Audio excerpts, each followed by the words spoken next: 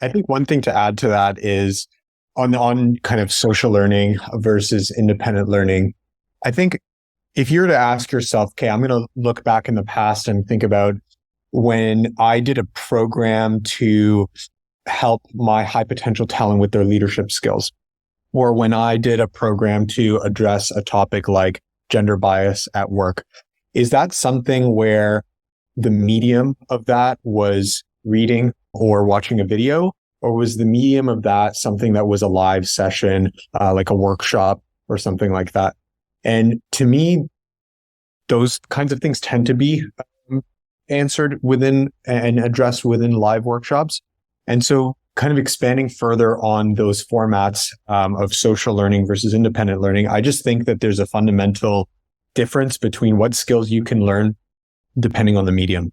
I don't think that the answers to things like how do I become a better manager, or how do I deal with gender bias at work, or how do we build scalable solutions at our company, I don't think those things are easily addressed in an independent learning setting where you're simply kind of reading or watching a video. I think those are the things where there's bi-directional discussion and in a live setting. That's not to knock independent learning. I think there are plenty of things where consuming that content independently is really important for certain types of skills, but kind of my definition is a different set of skills that you can learn in these types of mediums with social learning. Those are interesting points. I mean, I think, I'd agree to disagree. Again, being in the industry for some time, just like you, and having developed these programs, I think by doing so, by again, like drawing that line of directional and bi-directional, e-learning can be just as bi-directional as attending a live session. I think what happens so frequently is learning development departments aren't creative enough. They're not utilizing the technology appropriately to create those environments that people can learn bi-directionally, asynchronously, versus also synchronously. Right?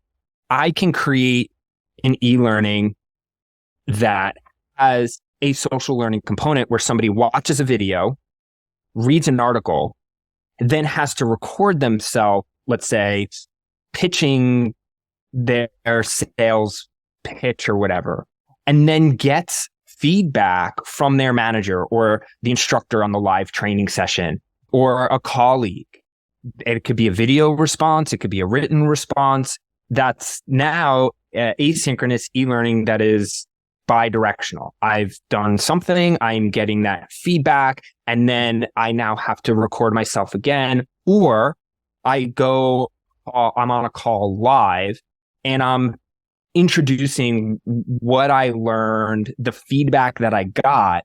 I think, again, like drawing the line and saying directional, bi-directional, e-learning versus in-person removes what we're trying to get at, which is the shared knowledge of the organization to move the business goals going forward, right? Like if you have the right systems and the right tools, social learning can be anywhere, and it can, in theory, be anything, and it should be anything. We shouldn't, as learning development professionals, be limiting ourselves to this is how this learning happens and this is how we do this learning.